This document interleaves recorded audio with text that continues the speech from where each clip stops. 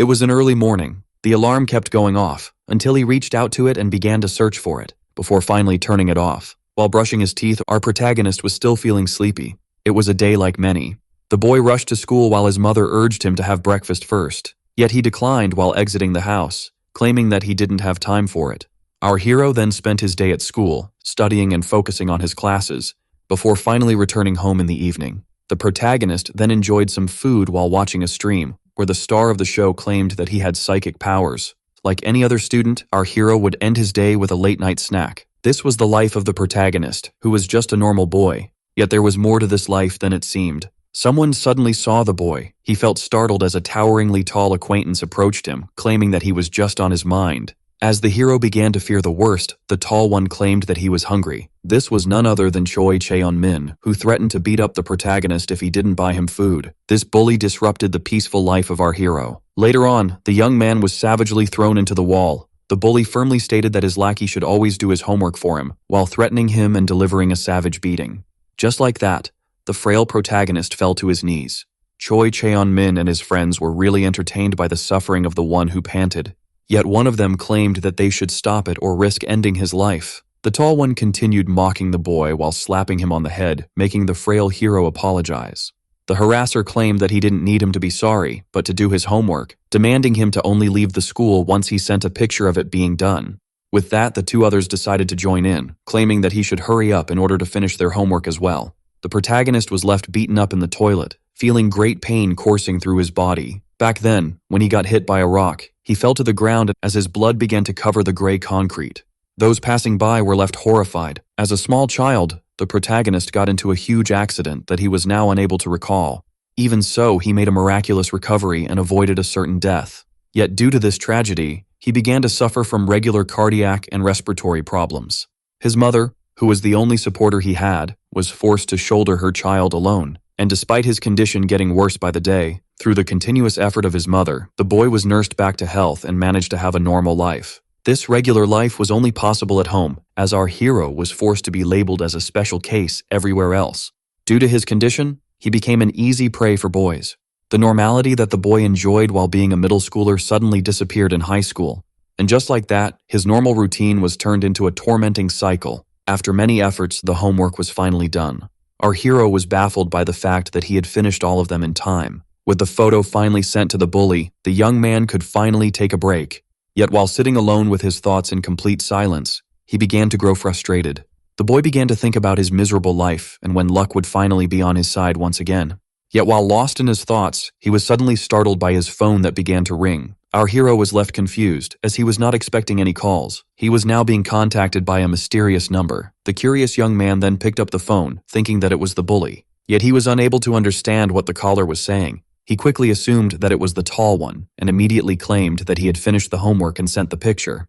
Just then, someone called him by his name. A chill began to run down the young one's spine as an ominous voice claimed that he should listen to it in order to remain alive.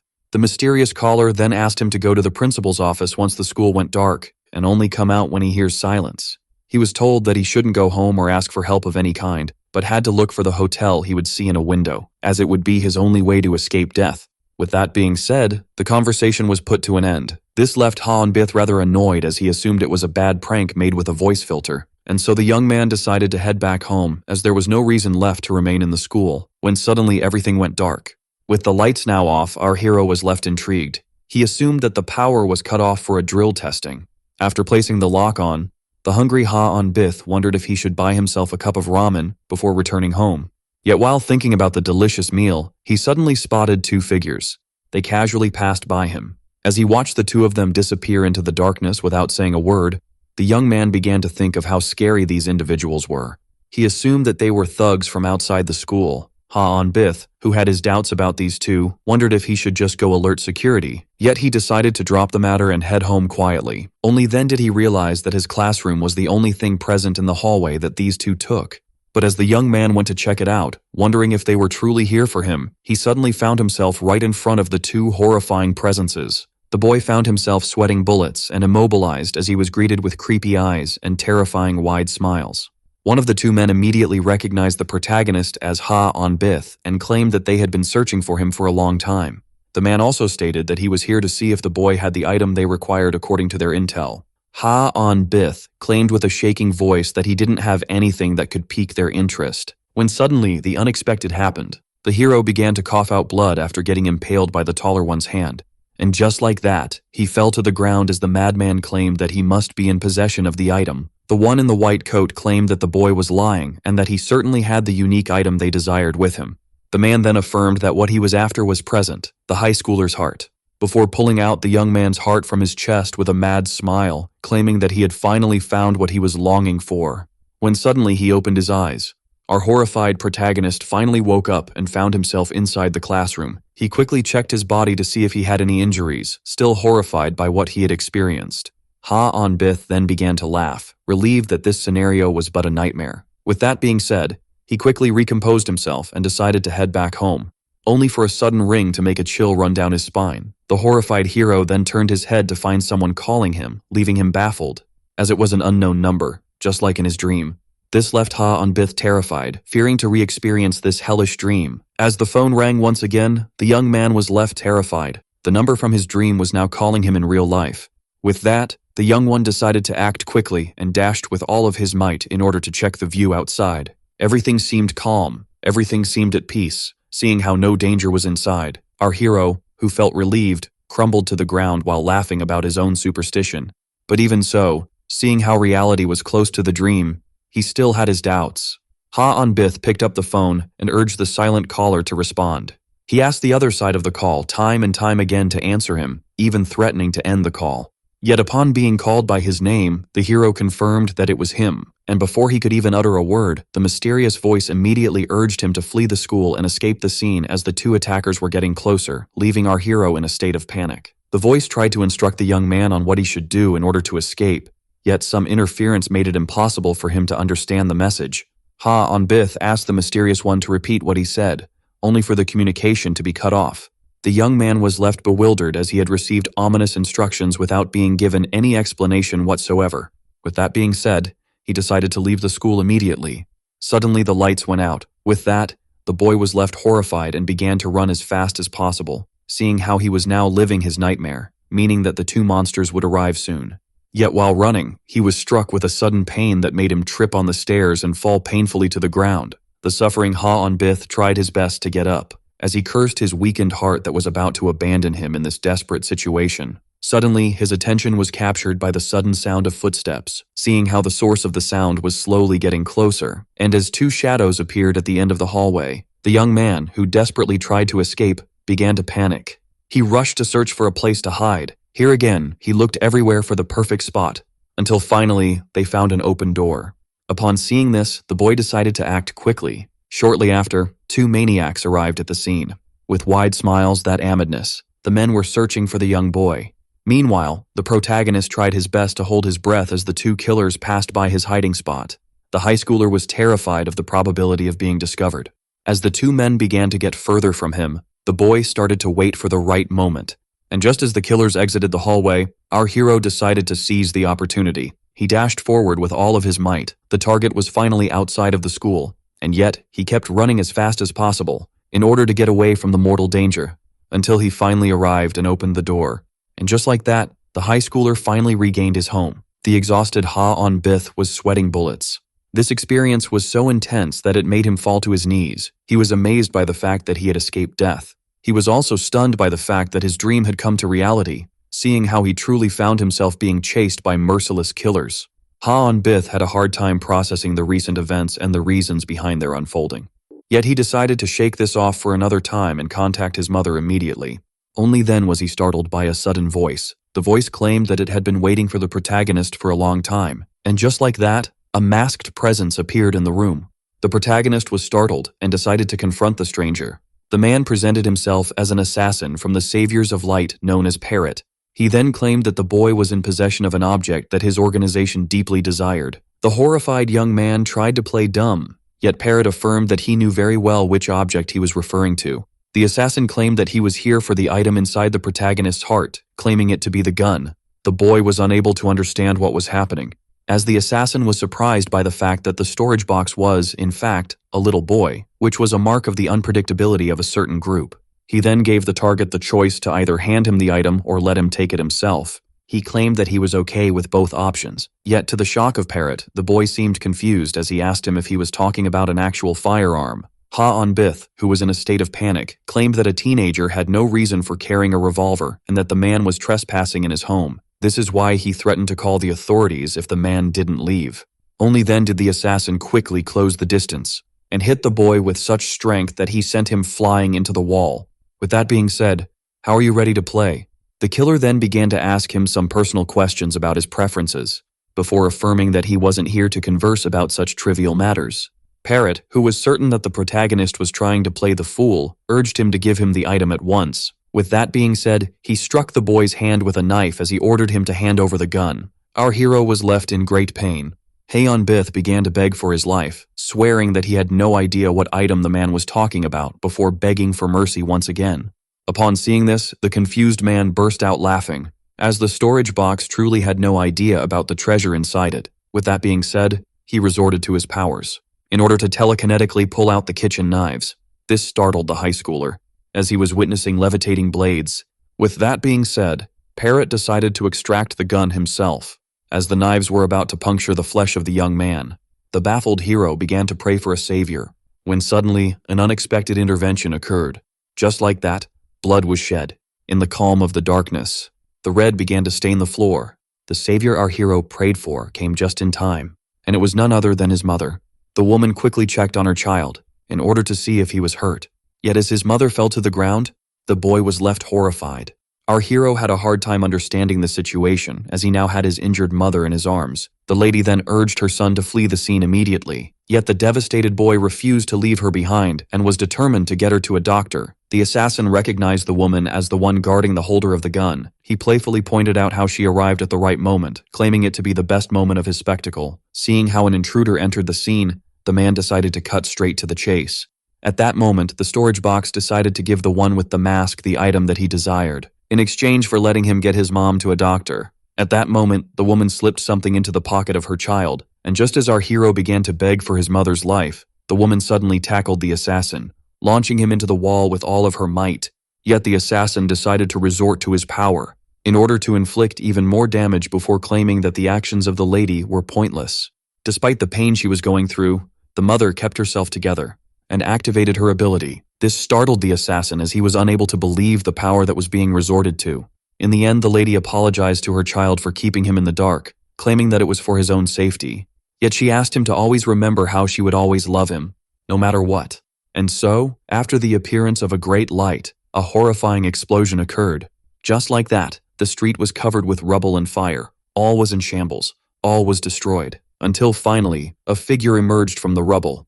This was none other than our hero, who was in a pretty bad state. He was unable to comprehend what happened to his mother, and how she sacrificed herself for his sake. And so, the orphaned young man found himself with tears in his eyes. The devastated boy began to cry while wondering about this atrocity, until he finally broke down, as no sin of his deserved such misery. The young man found this fate unjust and began to beg for it to be but a dream. Yet as he kept on crying his misery, something began to move not far away. The boy, who quickly noticed this, was left horrified. The rock then cracked before shattering to pieces. From the smoke, the man emerged pleased, claiming that he should have amputated the limbs of the woman, seeing how she managed to combine auto-destruction and anti-human binding. The assassin claimed that it all went to smoke when he tried to enjoy himself. He then added that he was left unsatisfied, seeing how he was being cheated on. With that being said, he decided to resume his hunt for the storage box. Meanwhile, the young man tried his best to escape, running as fast as possible while cursing this situation. Unable to comprehend the ridiculous fact of how it is the result of a certain firearm present in his chest, the young man knew that no one would believe him if he ever told about all the paranormal that he had witnessed. Our desperate hero, who was unable to think straight, found his mind clouded. At that moment, he had the idea of running towards the police station, where he would certainly receive protection regardless of his story. Only then did he remember the words of the mysterious voice. After recalling this, he began to slow down, before finally stopping. Our hero recalled how he was told to not ask anyone for help and head towards the window where a hotel could be witnessed in order to survive. The protagonist began to think of the call, and how it gave him wise advice in order to escape the first two smiling killers. At that moment of panic, our hero couldn't think clearly. Yet upon reviewing the facts, he realized that he only escaped after acting exactly how he was told to. This made him realize that he would be in danger if he went to the police station. The young man then began to wonder about the mentioned window where a hotel could be witnessed, as such description fits thousands of places, leaving the storage box with no apparent hint that would lead him to safety. Yet at that moment, the assassin arrived at the scene and quickly located his prey, leaving the boy horrified. The boy's entire body began to tremble with fear. He immediately began to beg for his life, but upon stepping into water, he suddenly looked down and found himself in front of an intriguing reflection. This left him quite baffled. The protagonist finally realized, as the mysterious message wasn't referring to an actual window where the building of a hotel could be seen, but a place where the reflection of the word hotel could be seen on windows. And seeing how he just read the word hotel in an inverted reflection, our hero quickly realized that it was the safe spot mentioned in the phone call. But at that moment, the assassin charged at him. The high schooler was left horrified, and so he turned towards the entrance of the building and decided to act quickly, running as fast as possible inside and climbing the stairs as fast as possible. The young man was terrified seeing how the assassin was drawing closer. Our hero, who didn't know what he should do next, decided to follow the orders of the call and head towards this window, praying that something there would save him. As he drew closer to the room he was headed to, he grew more and more certain that some kind of salvation awaited behind the door. Yet upon arriving, he was left stunned by a horrifying emptiness. At that moment, he was suddenly pierced from behind. Our hero was now injured and immediately fell to the ground. The young man felt himself in a pool of his own blood. The one in pain even struggled to breathe as life was slowly fleeing from his veins. The assassin asked him if he took pleasure in the chase, but our hero, who was on the brink of death, began to beg for a savior. The assassin claimed that he didn't need anybody else around him. Before asking the boy if he disliked him for being one of the sad clowns or if it was due to the painful deaths he was inflicting upon him, the mad one then affirmed that their last interaction should be filled with happiness as he asked his victim to smile, as sadness would look ugly on his corpse while going for the final step. He couldn't believe it, and just as the blade was about to puncture his flesh, he begged for a savior one last time. Suddenly, two new figures barged through the wall and burst into the scene. The confused assassin was left baffled. Out here, he opened his eyes and found a mysterious girl with a lollipop in her mouth and a gun in her hand. She then asked the clown to leave, before bracing herself, and immediately shooting the assassin, who dodged the bullet at the last second. Seeing how right before the bullet could hit him in the mask, the killer used some kind of small barrier to counter it. This one grew entertained to see the two of them arrive at the scene and claimed that they would be powerless in this situation, before presenting his excuses, seeing how he arrived before them. But at that moment, the one with stone arms charged at him and punched him with enough strength to send him flying far away through many walls. With the assassin out of sight, the girl took a moment to analyze the situation. Before rushing to the protagonist, she tried to awaken the unconscious boy, only to quickly realize that he had been inflicted with a lethal wound in the chest area. The older one urged the young Jin So-yul to retreat at once, only for her to affirm that she needed to apply first aid. So he asked her to hurry up as the assassin could break free from his powers at any time now. Only then did the man feel alarmed, and dodged a quick projectile at the last second. This left the one with stone arms alerted, as the enemy charged at him. The assassin had gained the upper ground and launched himself at the man in the suit with his levitating limbs. He then asked him not to think deeply about the way he broke free of the spell, seeing how he would be reduced into a pile of flesh very soon, before unleashing the noise and engaging with the opponent. After knocking the man with the stone arms a few feet away, the killer grabbed his dagger and combined his skills and powers to throw the weapon with an unpredictable trajectory that the man blocked at the last instant. Yet this little sneak attack left him wide open. Shortly after, the man of stone found himself kicked to the ground by the assassin, with such power that it sent him flying into the wall. The entertained clown claimed that kicking his weak and soft opponent relaxed his feet, before turning to the girl and claiming that she had no right to touch the protagonist. But at that moment, the partner of the assassin quickly got up and charged at the clown once again, forcing him to block his attack. The power demonstrated by the man managed to firmly plant the feet of the assassin into the ground. He then began to mark the excess and for his lame one-liner, and mocked him for not finding the right words. The clown began to laugh. Jin So-yul was baffled by this reaction. As the fight began to quickly escalate, the clown claimed that he was facing a terrifying opponent and asked to be more scary. The girl was left alone away as the assassin took pleasure in this fight and even demanded more violence. With that, she talked to wake up the protagonist one more time, and so he opened his eyes while still being in pain. The girl immediately introduced herself to the voice, claiming that she was from the Black Shadows who wanted to rescue him and that she was the mysterious caller.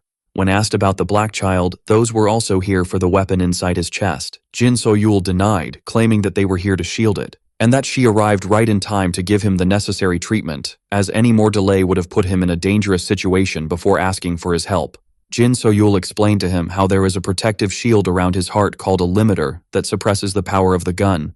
Yet this protective shield that allowed him to live normally has been destroyed by Parrot. With that, she firmly urged him to cling to his sanity in order to prevent himself from being absorbed by the gun, claiming that it was the only way to remain alive. Jin So-yul also asked him to only think positive thoughts, as negativity makes the mind susceptible to the power of the gun, before stating that he should focus on his internal conflict and leave the rescue mission to them. But the boy, who was out of breath as usual, struggled to reply, when suddenly he stopped struggling. The rescuer found herself quite shocked, as the rescuee had now passed out, and so she screamed to her partner Tae-duk for help. Upon taking a look at her, the man's mind quickly understood what she expected from him. And so, to the shock of the clown, he distanced himself suddenly, before bracing himself and smashing the floor with all of his might. The attack was so powerful that it almost blew the assassin away. After the shockwave reached its end, a hole had appeared inside the floor. Upon noticing it, the killer was left intrigued, as this hole went down numerous floors, so he quickly jumped in it while thinking of how his opponents pretended to attack in order to flee underground and escape. He also began to think of how, even if they had a way to escape, it would be impossible as the Shadows, who had an injured young man with them, were too slow, meaning that choosing to escape underground was, in fact, a lethal mistake. Shortly after the killer landed upon arriving, he was left quite shocked, as the enemy was nowhere to be seen. And just as he began to think of how it would be impossible for the slow Shadows to outrun him, the killer finally realized, and looked to her starting point with shock, unable to believe the maneuver that his enemies had just used against him. As Tae-duk wasn't, in fact, trying to make an escape route, but a smokescreen instead meant to blind them, allowing the girl to use her powers, which finally made him realize that his enemies had never escaped by going through the lower floors. Meanwhile, on the rooftop, Jin So-yul, Tae-duk, and the unconscious protagonist had finally exited the building. The man claimed that they were now in the clear, and so he proposed to go to the midpoint in order to rejoin with Ji-hyun as planned and erase their tracks, seeing how they had much time ahead, only for his partner to correct him and affirm that they were racing against the clock, as the hero was in critical condition, where he could succumb to his injuries at any moment. The one with stone arms tried to argue that not taking the right steps would allow the assassin and the other enemies to track them down, which would either put them in danger or cause a delay, meaning that the original plan was the safest option. Jin So-yul reminded him that their mission was to get the high schooler to safety, meaning that they had to take the risky plan, as his death would mean failure. She urged him to shut up and hurry, seeing how they would be going for the escape point right away. Back then, a gift was presented. It was a gift given by the mother of her protagonist to her younger child, who was eager to see what was inside the box, and so they quickly tried to open it, and found inside it a rather intriguing item. The lady explained to him how this was a locket pendant which the child was clueless about, and so she opened the item, and explained how it was a necklace that would allow him to store things inside while showing him a picture of them that she placed in. Ha-on-bith asked her if the beautiful gift was truly meant for him, which she confirmed. The mother wanted her child to give her his word. She explained how this gift of hers had special powers, which is why she asked him to promise her to never put the amulet around his neck after receiving it. With that being said, the lady asked the little boy if she could trust his word. Back to the present, the girl tried to call Jung-ju Haeon, and affirmed to him that they had secured the target. The other side of the line explained to Jin So-yul how he was at the midpoint where everything had been set in place. But upon hearing that some issues forced them to go straight to the escape point, he demanded an explanation, only for the lady to claim that she didn't have the luxury to spare time for a conversation, and so he decided to join them there. Jin So-yul informed Tae-duk that the rabbit hole of their colleague would allow them to escape to safety, even if they were discovered, meaning that they had to head for Ji-yoon building, which was within the range of Ju Hyun's ability. The task of the two partners was now to make it alive to the building. At that moment, the oldest of the two realized that something was off. Seeing how they hadn't encountered any opponents up until now, he assumed that this must be some kind of ruse. He needed to be quickly tackled by his junior, who urged him to stop attracting bad luck, and praised her for her hard work instead, threatening to beat him up if he had attracted any problems. At that moment, she quickly noticed something alarming, and pushed her partner away with her feet, urging him to evade. Just like that, the two of them dodged a quick projectile at the last moment, something so powerful that it destroyed a small chunk of the rooftop. Upon seeing that the projectile was a bullet coated in lethe, Taeduk realized that they were now facing a sniper. Jin So-yul was once left greatly annoyed by her partner, who attracted bad luck while using her skill detection. The ability of the lady covered a wide area, allowing her to perceive every living soul nearby until finally she was able to detect.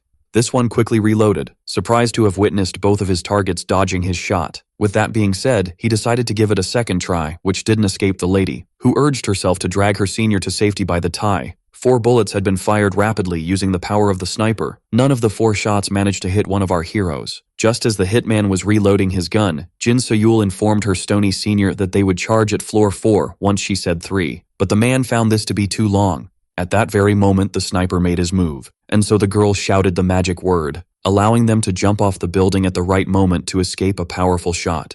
With that being said, the 3 of them began to fall, headfirst towards the glass on the 4th floor. Just like that, the 3 heroes entered the next building. The sniper quickly reloaded his rifle and aimed at his enemy, only to be left baffled.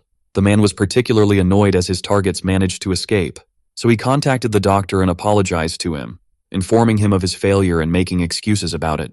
The sniper then informed the 2 men in white of the enemy's location and asked them to confront them. Meanwhile, Taeduk, who was annoyed by the fact that the enemy appeared when he was talking about him, began to wonder if the escape point had been compromised, only for his partner to claim that due to the enemy's position, they could assume that they were just tracking the boy, which is why they saw them.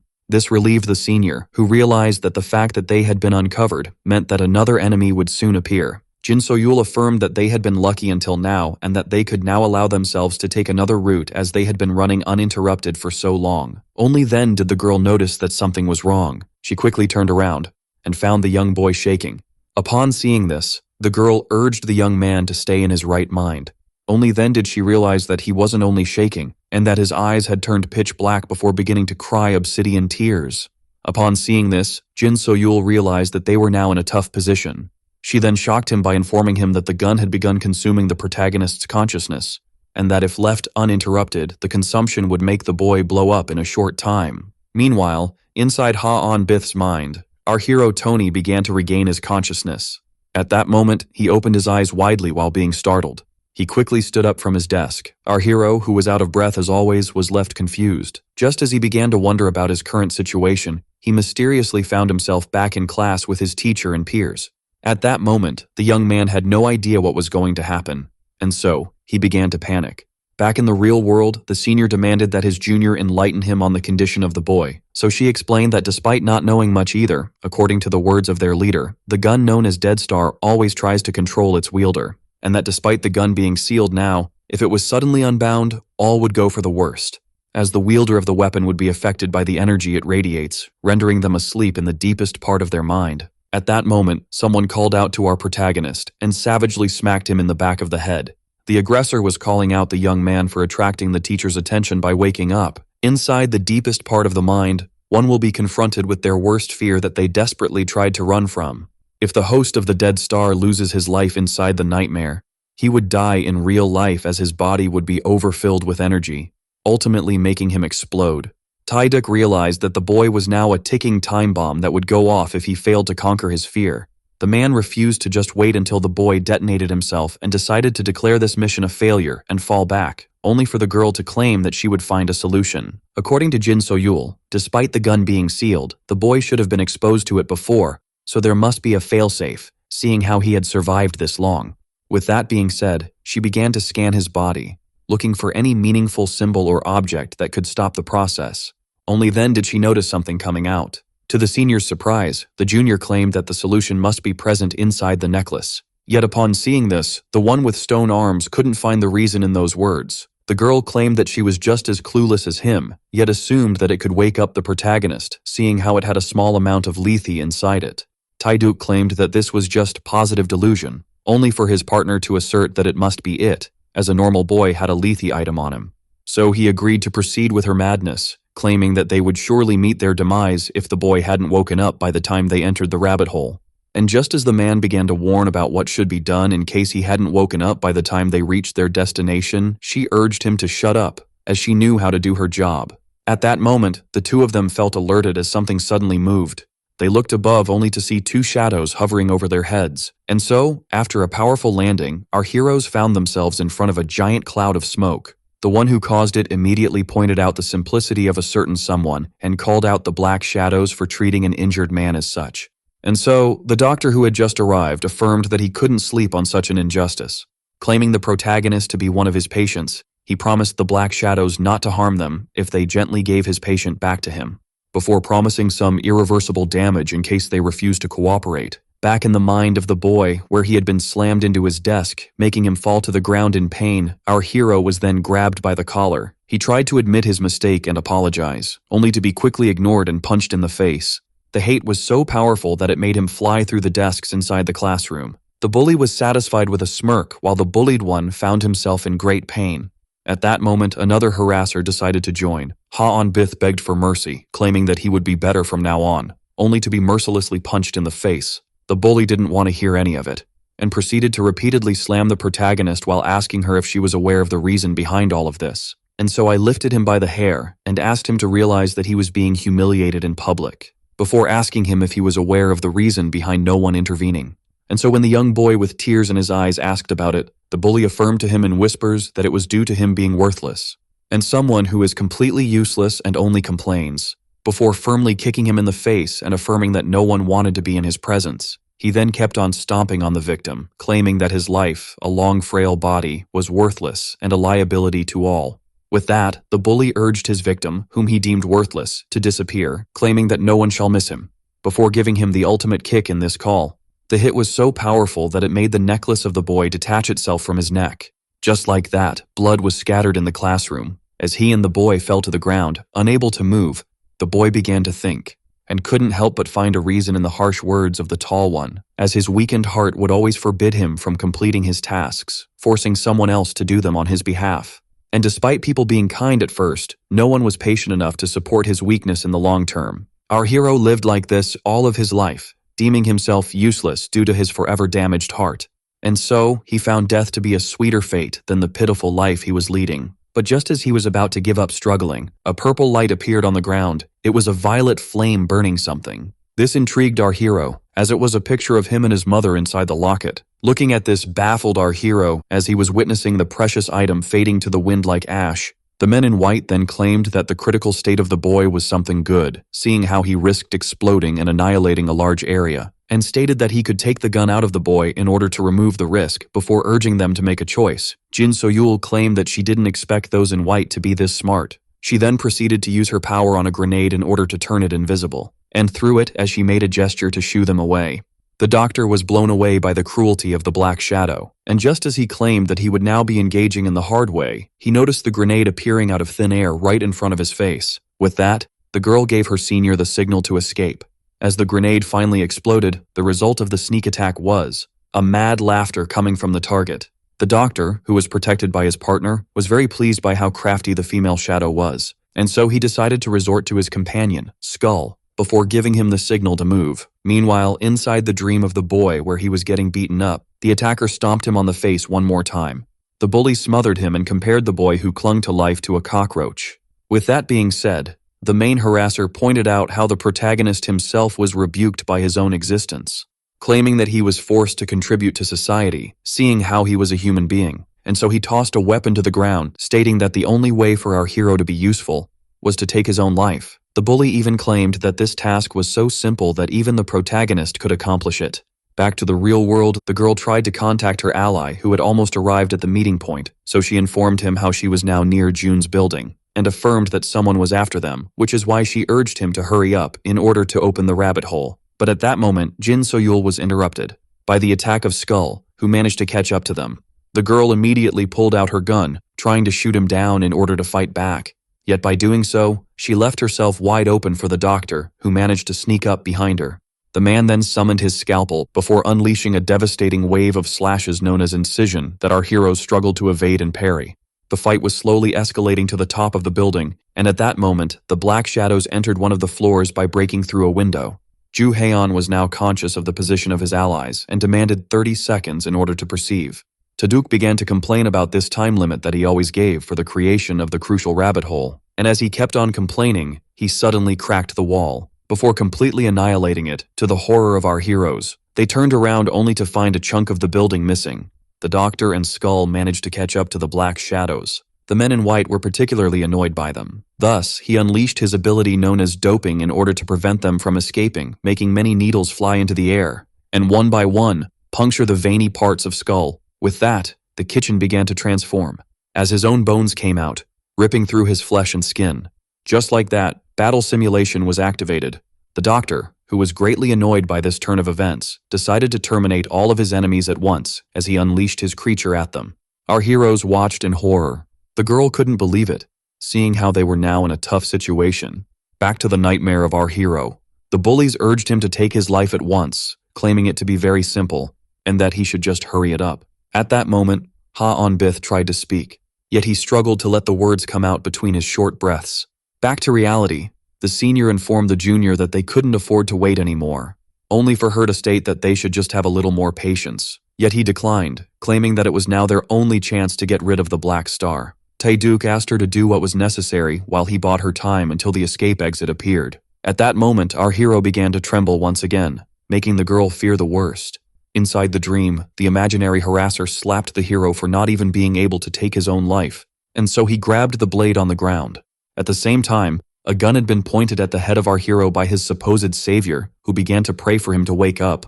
Otherwise, he would have no choice but to terminate his life. The bully then praised the hero for keeping up his pitiful existence for so long, before going for the final blow.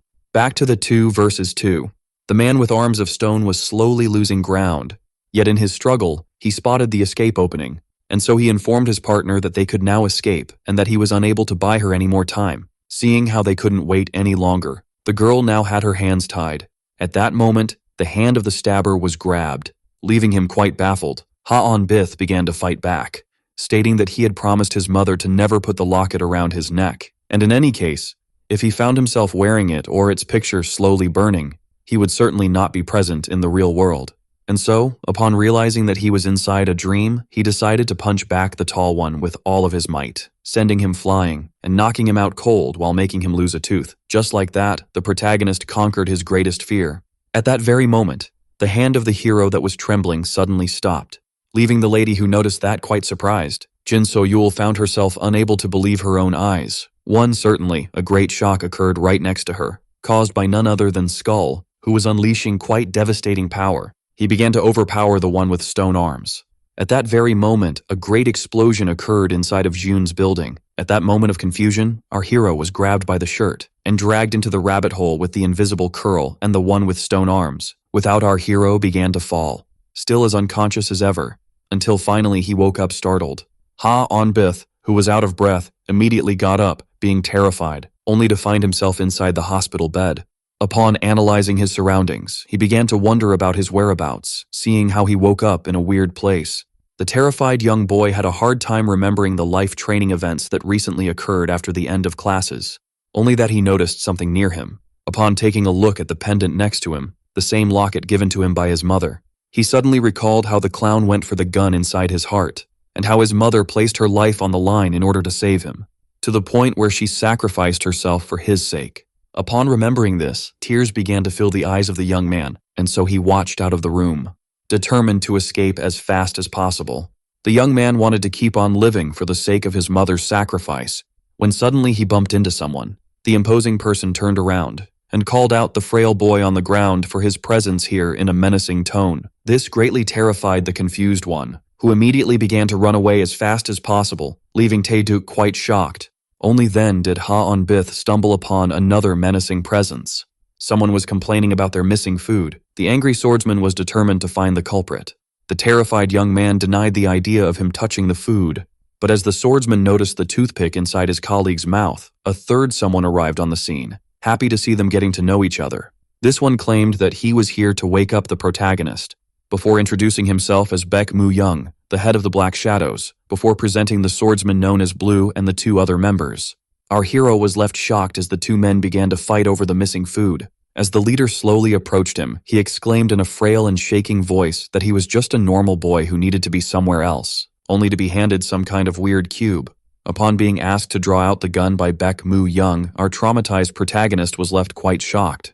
According to the leader, it was a simple task that consisted of firmly holding the item and imagining it transforming into the weapon. The mention of the item inside his chest reminded the boy of the assassin, and so he tried to play clueless, claiming to be a normal high schooler. But as he kept on pretending, the head of the Black Shadows was called Blue.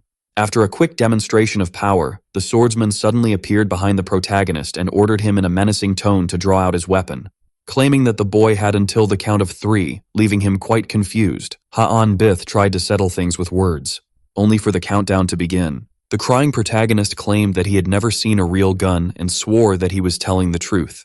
Yet Blue kept on counting as he slowly began to draw out his blade. With that being said, our hero had no choice but to comply. The traumatized boy then firmly grabbed the cube and began to beg for it to turn into a weapon. Yet seeing how there was no result, Blue took a deep breath, before finishing the count and charging at the young man. At that moment, some kind of black power emerged. Something suddenly appeared inside the hand of the protagonist, which startled the swordsman. With that, a great blast of power occurred, startling them both. And just like that, a horrifying beam of dark energy was unleashed, leaving a horrifying hole in the rooftop, and a swordsman who miraculously managed to avoid harm. Upon seeing this, the shocked young man fell from his feet. He was still unable to believe the fact that he was now holding the rumored gun. The leader jokingly claimed that the boy had betrayed his oath, before pointing out that he didn't expect the situation to be this critical and that they would have been in a tough situation if they had proceeded later. When suddenly the gun was aimed at Baekmu Young, its terrified wielder demanded that everyone stay away from him. The startled Jin So-yul urged him to put the gun away. Han Bith began to cry his heart out, swearing that he just knew about the weapon and was a total ignorant, and demanded to know the reason behind this torture. Taeduk tried to reassure the protagonist by claiming that the swordsman didn't mean him any harm, only for the boy to affirm that he wasn't a moron, seeing how Blue just pointed his blade at him. Seeing how the hero was begging to be released, the leader decided to reveal to him about his dying condition. This left the young man very much baffled as he demanded an explanation. According to Baekmu Young, our hero's gun was some kind of parasite that feeds off the host's energy. And while this weapon would try to support a strong wielder, it would refuse any weak one and consume him in order to try and control him. Ha'an Bith managed to avoid the worst due to the power of his locket pendant. But seeing how its abilities were limited, if nothing is done in 15 days, the boy who fails to control the weapon would become its pawn and suffer a horrifying death. Ha'an Bith, who was shocked by the ugly truth, claimed it to be all light while waving the gun all around. But as he shouted that he shouldn't meet his end in such a way, the leader grabbed the gun and made it disappear, revealing how happy he was to see that the boy still had the will to live. The boss then claimed that they would assist the protagonist in conquering the weapon, urging him to follow in silence in order to survive, that they wouldn't get to enjoy a proper lunch, so he shouldn't leave immediately. A negative emotion caused by the hero's brain. As he was now living a life he didn't choose but was forced to embrace, he began to think of how powerless he was to change the past, and compared himself to this coffee, which couldn't be replaced back in the cup after being spilled. Later on at lunch, he asked his new friends what they should do next. While the golem and the swordsman began to argue over food, the hero pointed out that he should have this parasite allergically removed from his body, yet the girl affirmed that the gun was too clean, and that the best option would be to accept it. The leader claimed that our protagonist had 3 things he needed to be taught, with the first and second being training on the level of the brain and the body. He would also need to be taught about Lete, which is the origin of every energy. The boss even claimed that they should start right away, leaving the protagonist quite confused. Shortly after, our heroes took a bullet train. Our hero began to talk to his mother about how he managed to get an acquaintance to help him take care of the funeral, and that despite the deep grief he felt, he couldn't cry, as it would be too dangerous to go to her grave. He began to think of how he had escaped death by a hair. According to Jin So-yul, his attackers were a group with the ironic name of Saviors of Light. They are a group of mentally ill criminals who commit many and various types of atrocities. The Saviors of Light are a secret organization with an unknown motive. All members were labeled as criminals, yet each one of them was unique in his own way. This confused the boy, seeing how the police still hadn't intervened. Such a cruel organization would surely make the news, yet it was the first time our hero had ever heard of them. So Blue explained how the members of the Saviors of Light were all Lete users. This confused the young man, which is why the swordsman explained to him how every existent object and being possessed its own energy known as Lete, and those with the power to control it were known as Lete users. The term refers to the goddess of oblivion, which fits it well, seeing how very few people noticed it, and even fewer could learn to control it. Lete manipulation would allow one to exceed the borders of humanity, and even gain extraordinary abilities similar to fiction. And seeing how all members of the enemy group could manipulate this energy, they would use their powers to erase traces and memories, making it impossible for the common folk to recognize their existence, and very difficult for the government to track them down. This left our hero baffled as he realized that the clown who controlled knives wasn't some unique individual, which the girl found ironic, as this was said by the one with a parasite. Shortly after, the leader unlocked the door, proposing to end this discussion and enter the room. Entering this apartment confused the young man, seeing how the others mentioned going to the base. Only then did he realize as the room suddenly began to change, and just like that, the young man who entered a small room was baffled to see himself in a totally different location. That was the way to the HQ. This greatly confused him, as it didn't make any sense. Taeduk asked him to get used to his new daily experience while his junior placed the young man into the care of their leader, as they would now be hitting the road.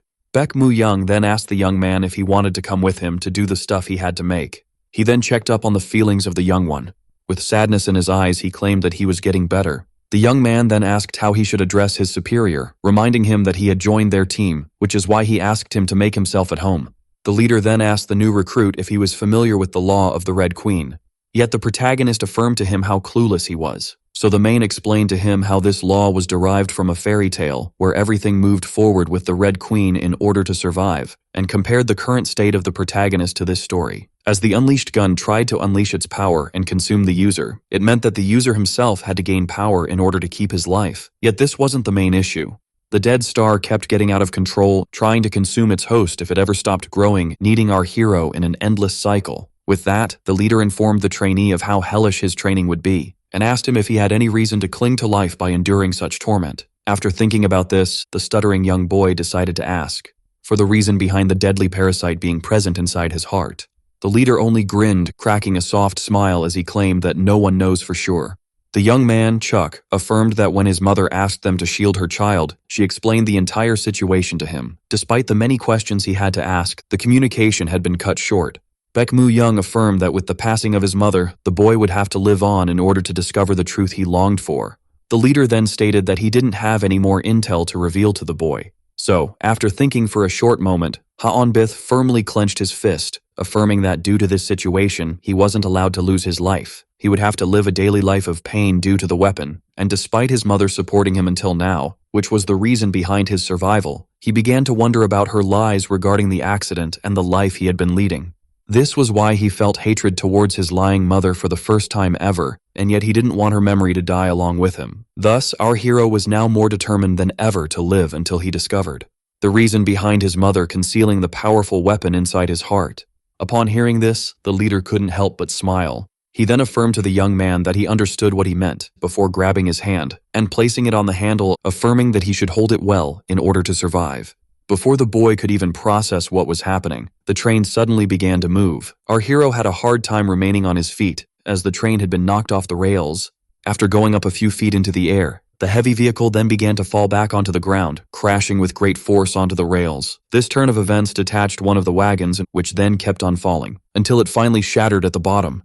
It was only a matter of time before the rest of the train followed its first wagon. Seeing how there was nothing left to stand on anymore, the young man clung dearly to life, trying his best not to fall off. Ha-on-bith, once horrified and baffled to see the train derail so suddenly, tried to reach out to the leader, asking him if there was any technical issue, only to be left quite shocked by him claiming that the first training had begun. Baek Mu-young wanted the young man to walk to him and figure out the truth of his words on his own, while hanging above the void and clinging to his life. Our hero demanded an explanation, as he was unable to believe that this was part of the training, when suddenly, the train began to move once again. The young man screamed in horror as he approached the bottom even more. The anointed trainer asked him if he wanted him to restart the train. Ha-on-bith claimed that he was unable to lift himself up, which is why he begged for an easier training, claiming that he would do his best after learning the fundamentals. Baek Mu-young began stating that this training must be surprising for the young man, and revealed to him how it was supposed to reinforce his physique. He stated that for the young boy to complete the test, he would need some help regarding his balance before throwing the purple ball of energy towards the protagonist. Striking him in his core, the holder of the gun was invaded with an odd, painful sensation. Something powerful began to flow into his veins, and just like that, he burst forth with power. At the end of it all, the boy found himself surprised by the blue aura engulfing his body. Yet this energy felt alien to him, so his trainer explained to him how this was the latent energy inside him, and how everything possessed this concealed energy that doesn't usually interfere with the outside world, but awakening it in any special way would allow the hero to make it flow out.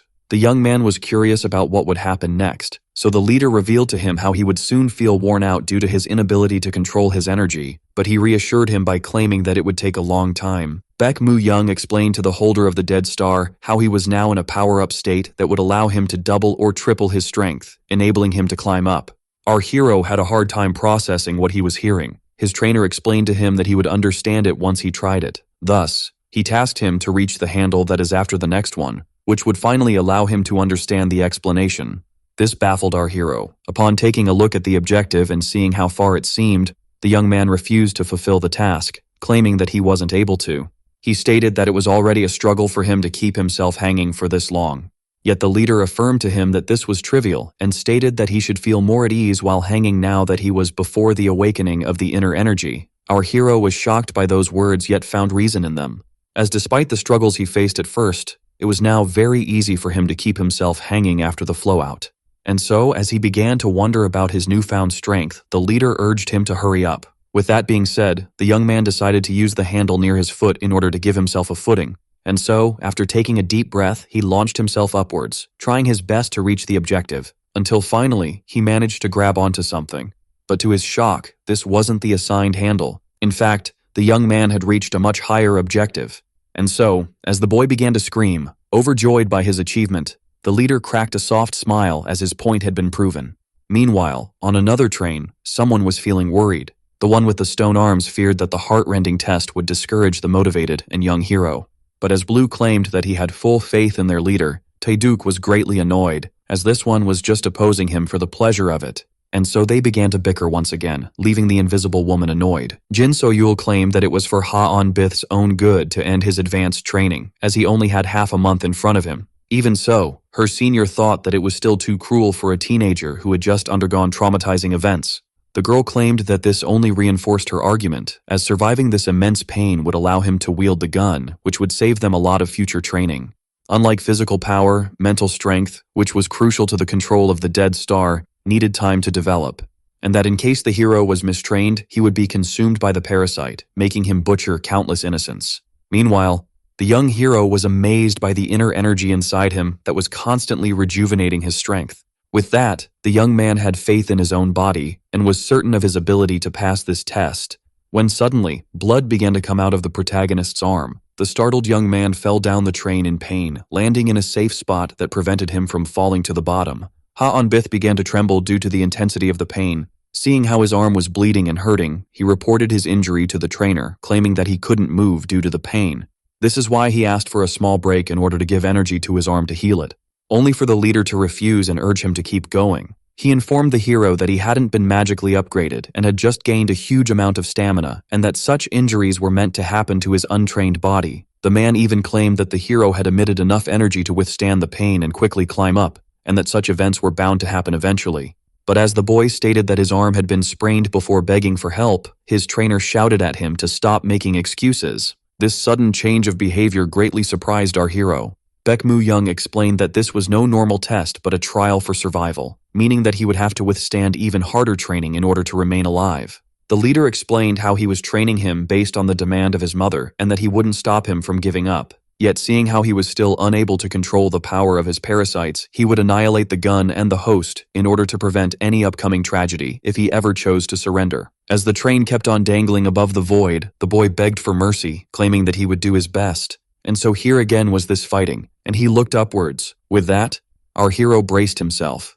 But I found that doing so, something began to rip inside his leg, making him roll on his back in agony while screaming about the pain inside his leg. Baek Mu-young asked him to spare himself and surrender, as he wouldn't be able to survive if he didn't pass this test. The young man tried to argue that he was in too much pain, when suddenly something intriguing happened. As the train began to fall once again, leaving our hero horrified, the leader affirmed to him that all of this would be used as if he wouldn't be able to grow and have a month, and that determination was the only thing the boy had left. And so, despite his tears and the pain out here, it is right to ignore it and reach the summit, only to be struck by agony once again, leaving him in great suffering. The boy was very much upset as the hero asked for a timeout, claiming that he was unable to climb back up. With that, the man showcased a disappointed expression, before claiming that he had misjudged the situation, as he assumed that the trauma the young man had gone through would have made him stronger. Yet, to his shock, it turned him into a total whiner. Our hero was then left shocked as it was claimed that his mother would be ashamed of him. Upon hearing this, frustration began to build up. The leader was shocked, seeing how he was suddenly being forbidden from using those words.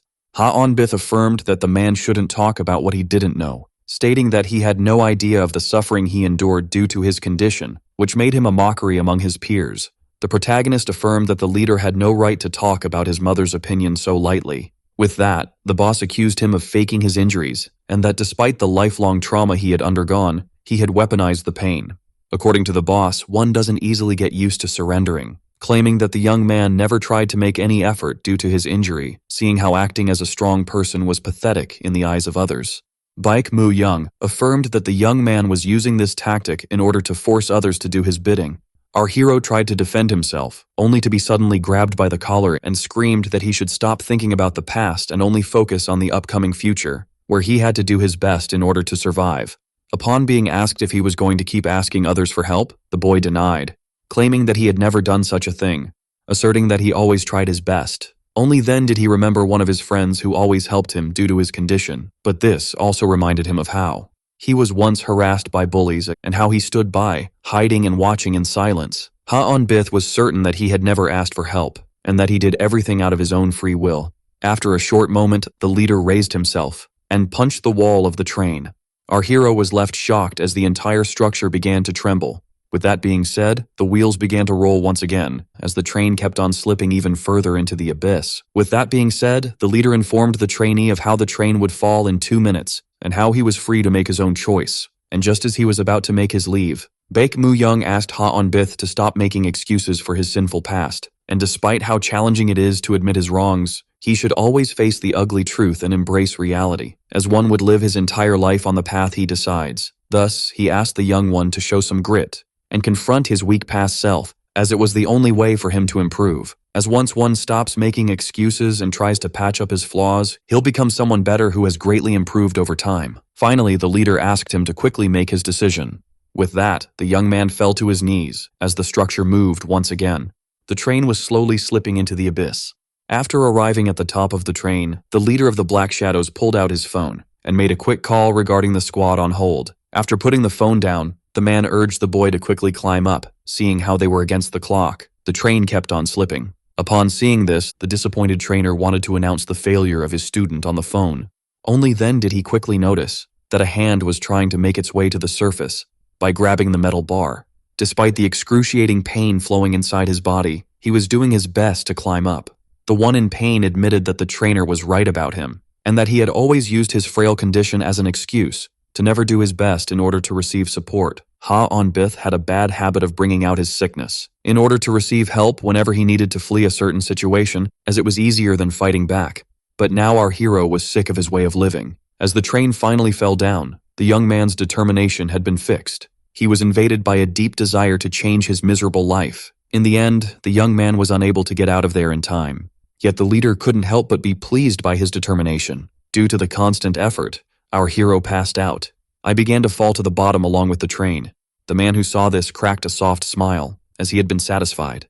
With that being said, Baek Moo-young would now keep serving the protagonist, as his real training would commence shortly. Meanwhile, somewhere else where a cocoon was present, something began to move inside it, onto finally bursting out of the silk, and so the one inside it fell to the ground, while coughing all the strange liquid that was present inside.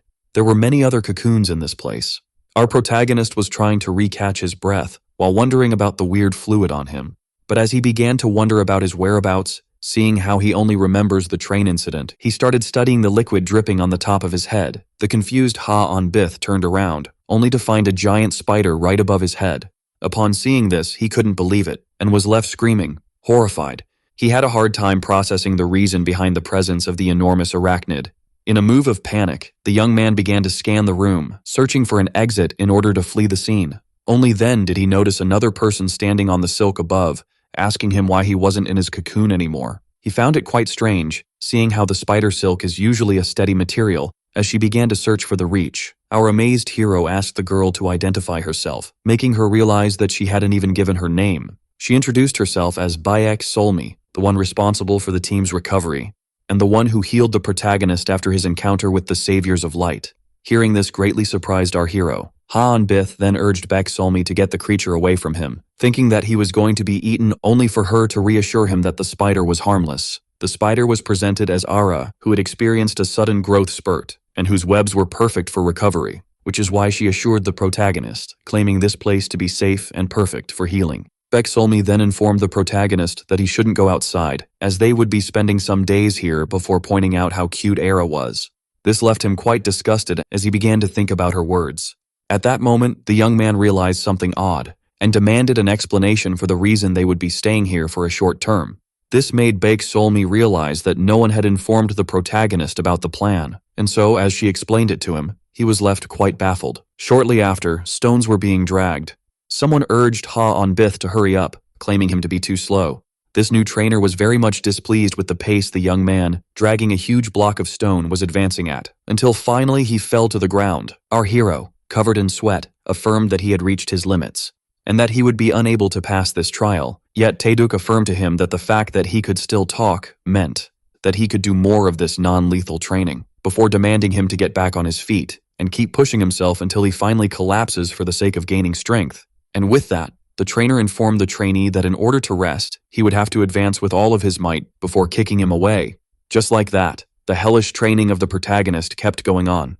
Sometime later, he was awakened by drops of water. Ha-on-bith quickly got up as someone explained to him how regular humans were unable to use their inner energy due to their clogged letter channel, meaning that the inner energy circuit would certainly get blocked if he stops the lead from flowing inside. Blue explained that a regular person could only access their inner energy by destroying the clog blocking their system. The swordsman then confused the training by asking him if he could feel his inner energy, and before our hero could even process what was happening, Blue immediately made his move and firmly punched him in the forehead, knocking him away a few feet. Blue then proceeded to ask the one he punched if he managed to feel the inner energy that he showcased.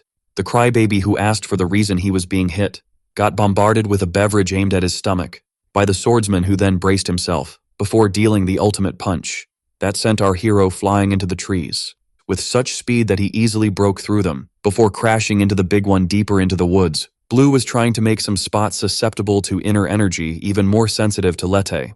The teenager claimed that he couldn't take it any longer, and despite understanding the motives of the man, demanded another way of training.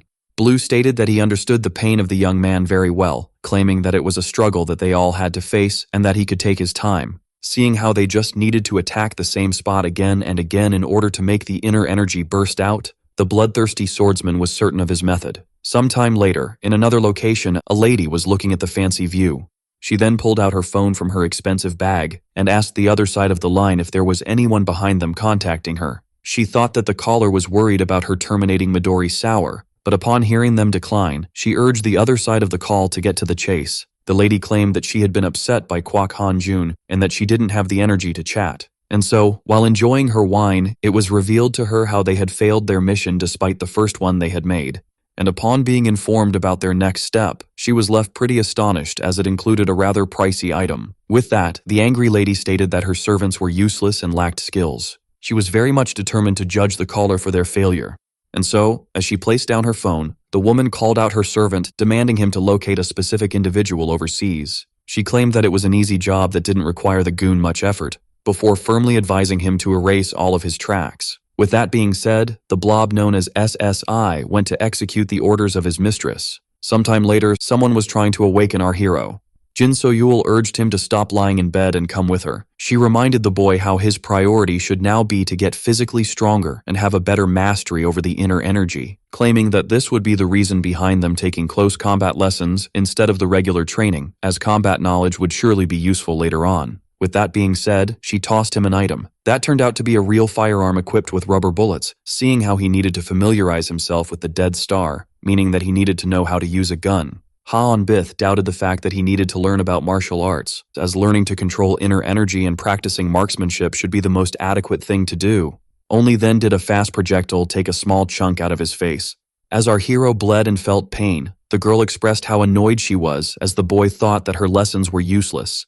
Yet she couldn't help but resonate with his logic, seeing how he was in possession of a great weapon. And as she tried to clear the misunderstanding, she stated that despite his enormous advantages against normal humans, when facing someone who uses Lete, he would be immediately obliterated, especially if his opponent has a good defensive game. Jin So-yul then bombarded the young man with a barrage of rubber bullets as she explained how powerless he was, and stated that even the slightest opening could give him the edge in a fight as she blasted him away. And so, after presenting her argument, she asked the young man if her training was really useless. The trainer then asked him how he expected the outcome of any gunfight as she pointed hers at him. Our hero tried to defend himself, only to be shot by a close-range rubber bullet. Shortly after, the protagonist found himself struggling in the healing domain. The girl asked him to stay conscious, as she called out her assistant, Spider.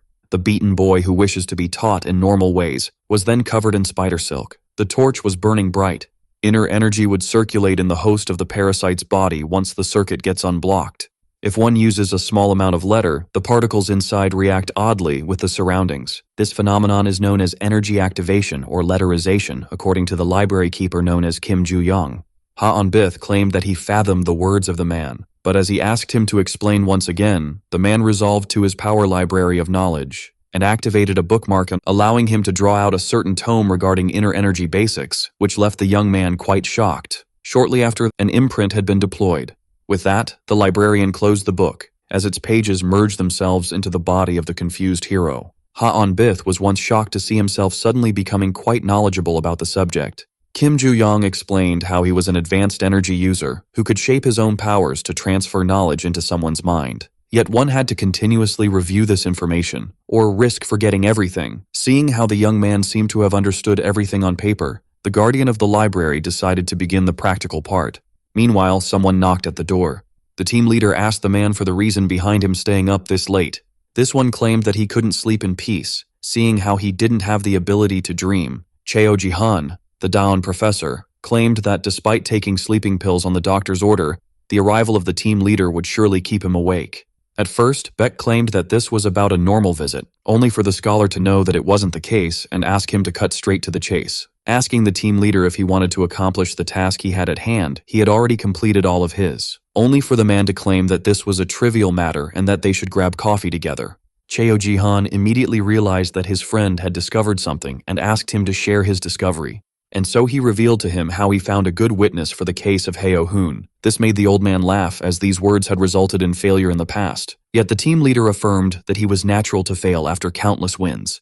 The professor commented on the spectacular explosion, claiming that if the tragedy occurred once again, our hero would certainly meet his end, only for the employer to reassure him, and firmly claim that his new employee wasn't the average teenager. The librarian explained to the protagonist how letterization consists of giving energy physical form inside or outside of the body, and that water was easy to control with it, stating to the struggling boy that using the inner energy on the element would turn it into droplets. But in the end, the teenager was unable to accomplish the task, as he didn't know the right procedure, and so he asked for extra time in order to control water. Yet the guardian of the library began to walk away as he decided to resume this lesson tomorrow. After catching his breath, Ha-on-bith asked the man if he was using the right method. The librarian asked him to elaborate, so the boy explained how, upon reflecting on his training, he found it to be a failing beat-up, and that despite doing his best, he would certainly fail to master his weapon, the time limit. Thus, he apologized for wasting their effort due to his uselessness. Our hero was then surprised as the librarian claimed that he wasn't that powerless. Kim explained how the young man who kept failing had the shortest recovery time ever seen, and that he was slowly improving despite all of them doubting him at first. Even after that, the boy still had his doubts, seeing how he was still unable to control inner energy. This made the librarian compare letter training to a dark labyrinth, as just like the rest of the team, the boy was bound to explore this neural maze alone and stumble upon dead ends before meeting success. The words of the man were deeply engraved into the protagonist as he affirmed that failing trials were trivial if one tried again in order to learn, which is why he asked him to not push himself over the edge in order to grow, as in the end, the state of powerlessness that shackled him would certainly break and let him run free. Sometime later, in another location, our hero found himself jogging. He then began to think about evolution, as he dashed forward, that it was something challenging to achieve as he got easily defeated by Blue. As despite the hellish training he had been put through, it felt difficult to improve. Seeing how the second Beyond Man tried to reach a new level, he would be inflicted with great failure that would return him to the starting point. Even so, such matters became trivial to the protagonist. Ha-on-bith was determined to get stronger. He knew very well that the lack of certainty would make him meet his end without reaching a new level, which is why the young man was more determined than ever to not show any hesitation in order to finally reach a new level and become stronger. Bith knew very well that it didn't matter that he was bound to fail many times, as he still had some strength sealed inside him. Our hero was determined to succeed, in order to finally evolve. And so, filled with a burning passion, the one who surpassed himself let out a fierce roar upon reaching the peak. During marksmanship, none of the cans had been hit. When the time came for close combat practice, the teenager managed to hold his ground. The training became more and more hellish, yet the protagonist kept on progressing and adapting to the incoming difficulties, only for his trainers to come up with even more crazed concepts for him to improve. After some time, the hands of the protagonist became more steady, allowing him to finally hit his target successfully. And so, as the can fell to the ground, the young man turned to his instructor, who praised him with a gesture, leaving him quite overjoyed. Sometime later, inside the cave, the librarian instructed the boy to empty himself of thoughts and focus on what's around him in order to better control the energy. He then asked him to try to control it and perceive it spinning as it slowly surrounds his body. But upon seeing how the protagonist followed his instructions perfectly, the guardian of the library cracked a smile and congratulated him on passing his training. Sometime later, the swordsman had the young man at his knees and claimed that he was just wasting his time if he didn't change his tactics, and so he reminded him of how he should try to perceive the letter with his entire body, not just his vision. The man affirmed to the boy, as he struck him with the sword once again, that he would never stop the circulation of his energy at this rate. With that being said, the holder of the gun began to take off blood. The exhausted young man then fell to his knees, as he desperately tried to catch his breath. Upon seeing this, the instructor decided to end today's lesson, demanding that his pupil go heal himself. But as he walked away, his attention was suddenly caught by our hero, who stood up on his feet and asked for one more trial. The young man, who took a defensive position, claimed that he shall not fail like the other times. Upon seeing this, Blue accepted to try one last time, and so he braced himself and asked the young man to force himself and to bury his attack. Our hero, who was certain of his ability to succeed, decided to not rely on his eyes, which allowed him to perceive the flow of energy heading his way. The incoming letter felt like a small wind. Our hero quickly realized that this energy belonged to the swordsman currently attacking him, and so, after quickly reading the flow, he managed to predict when he was going to be hit, and desperately tried to block it, only to be blasted into the air with his blood coming out. Even so, the one who sent our hero flying cracked a smile and praised him for passing his training. With that being said, the unconscious Bith later fell from a spider. Beck Solmi, who was amazed to see him back on his feet so fast, suggested that he rest more, only for him to affirm that there was no need, and that he was now healthy enough to go for a quick run, as he assured the girl, who anxiously turned around, pointing out how much his condition had improved. But as the shredded young man explained that he didn't feel himself getting better, he was suddenly smacked with a backpack. The one who threw it at him called him out for trying to hit on his senior after getting better, only for the boy and the girl to affirm that it wasn't the case. As they applied to explain the situation to the girl, who didn't care, she asked them to gather his things and wait in front of the headquarters, which intrigued our hero, seeing how his training was still incomplete. To his shock, it was revealed that they were heading to the Himalayas. Jin Soyul claimed that the boy spent enough time inside the hideout, and that he needed to get some fresh air. Sometime later, at the foot of the Himalaya mountains, the place was quite lively. Upon setting foot there, the protagonist has no idea about his location. So the senior explained to him how this was Nepal, which was a village at the foot of the mountains. The boy felt amazed as he wasn't surrounded by Koreans as usual. Even so, he felt intrigued seeing how they should be practicing the regular training right now. Jin Soyul informed him that he had already completed those trainings, and that he only needed to complete the last one. This confused our hero. So the guardian of the library explained how they were going to install a shield around his heart to purify the corrupt energy of the dead star, and in order to forbid it from consuming the young man, who would be able to perfectly control it afterwards. The man then claimed that based on the inner energy of the boy, they were racing against the clock, and that there was a master who would install the shield here in the Himalayas. And so shortly after, our heroes embarked on the truck. The shield will not precisely shackle the parasite, but only delay its effects to a distant future. Even afterwards, Bith would still be able to use his inner energy, potentially allowing him to surpass the dead star while sealed.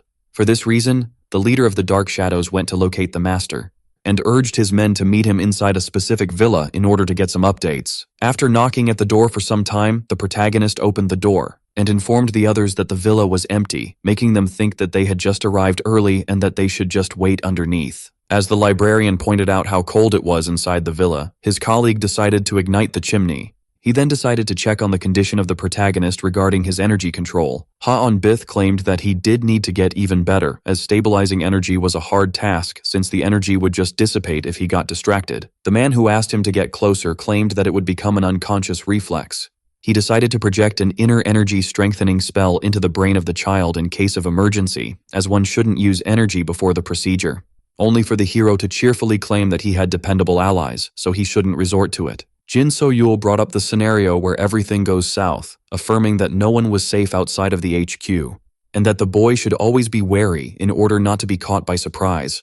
When suddenly a sound was heard outside, a rabbit hole was present on the ground, and from it came out someone who was happy to arrive in time.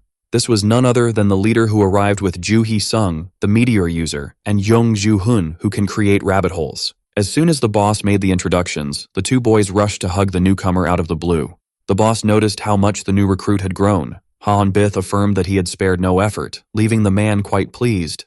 Jin So-yul then asked him if he had found the master in question, and he asked his men to come inside so he could give them a brief explanation. According to the leader, the master in question was known as Ha-hoon, who was a very mysterious and secretive person taught by the best, known for having shielding powers. The Black Shadow clan tried to reach out to the master many times, yet stopped pursuing him as they couldn't find his location. Even so, at this crucial moment, Ha-hoon was spotted once again within the mountains. The sources of the plan led them to believe that the master only showed himself twice at the village before disappearing into the night. Following the trail of the man led the leader and his allies to the heart of the mountains, and despite being certain that they would find him at the end of the footsteps, Ha-hoon's trace suddenly vanished at some point. And despite their best efforts in searching the area, the three men decided to receive a sign of life that had exported.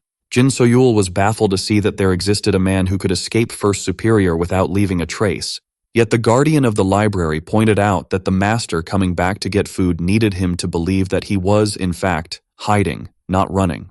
Yong Ju-hun found reason in the words of the man, claiming that something felt fishy about the rocks at the deserted location where they couldn't find a trace. With that, the leader decided to give the tracking task to the most competent one, which was Jin So-yul. This annoyed the girl, seeing how she wanted to relax and execute easy tasks. Shortly after, the search began. The rabbit hole summoner pointed the invisible woman to the location in question. Shortly after, her magic circle began to react to something. Seeing how the point she was standing at was suspicious, she asked the others to come closer. After examining the rock, Jin So-yul claimed that they were in the right location. She asked the librarian to investigate the weird rocking energy, unlike the others. After taking a quick look, Kim Ju-yong stated that it was a barrier similar to the one he saw in books, and that the target must have used it to hide himself. When asked if he could reach it, the librarian claimed that it was difficult, but they should be able to enter by making a small hole in it that someone should maintain. And so Chung Ju-hun was tasked with keeping the barrier open, leaving him graciously annoyed as he tried to refuse the task, only for the man to ignore him and try to open it. Shortly after, some runes appeared on the rock. The stone then began to fissure before finally exploding into pieces. Shortly after, everything went quiet. Our hero quickly noticed that it was snowing. All were confused about whether they had entered or not. It was early for the girl to claim that this location felt different, as one of her colleagues stated that this wide place was more similar to the rest of the mountain. Only then did he notice something odd in front of him. Our heroes found themselves in front of a giant cave. Upon seeing this, the leader corrected his smile, seeing how he had expected to see a proper house. With that, he began to wonder about what the three key one prepared for them inside. As such, a place was better off referred to as a dungeon. This made the girl wonder about the humanity of the man, seeing how he had created something so immense. The leader pointed out how this place was too spacious for a single person, as the hero realized the reason behind the man getting so much food. With that, the boss asked his men to get into formation as they were entering an unwelcoming domain. He asked them to be very quiet as he divided their positions. The guardian of the library then asked the hero to go back to base camp if he got lost, as it was much safer than trying to regroup with the team. And just as Ha-on-bith affirmed that he understood the plan, something began to move from beneath the snow. Just like that, a giant arm of stone suddenly rose from the ground. A colossal creature then proceeded to make its entrance. All were left startled as they were now in front of a giant golem. This particularly confused Jin So-yul, but upon taking a good look at the monster, she felt alerted and urged everyone to retreat just before it could strike.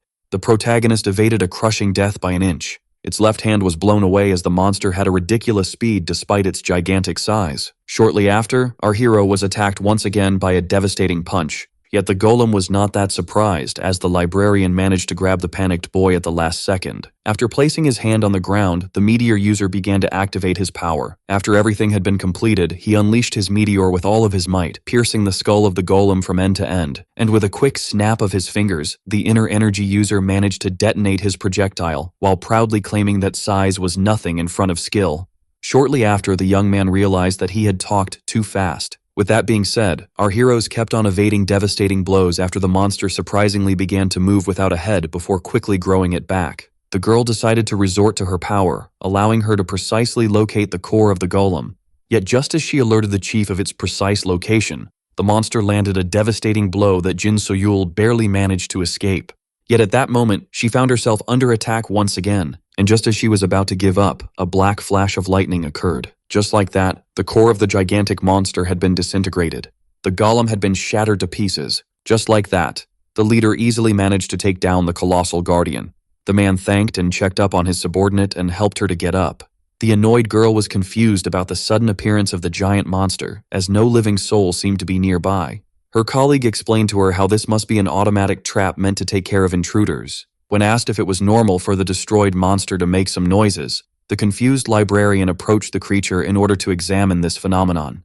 Suddenly, some runes appeared on it. Upon seeing this, he tried to alert his friend about the danger, only for the rock to suddenly crack before exploding spectacularly. Everything happened at incredible speed. Our hero, who didn't have time to react, suddenly disappeared. With that being said, only the wind was left with the rocks and the snow. Everything seemed quiet, as after this massive wave of energy, our heroes had disappeared.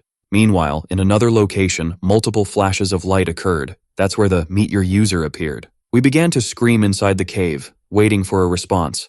While walking, he suddenly stumbled upon something. Upon seeing that it was a human skull, the horrified young man began to scream out of terror. He was left even more startled as his coworker suddenly appeared from behind him and called him out for screaming so loud. None of the black shadows had been harmed. The one with red hair was confused as to why they had been teleported to this location.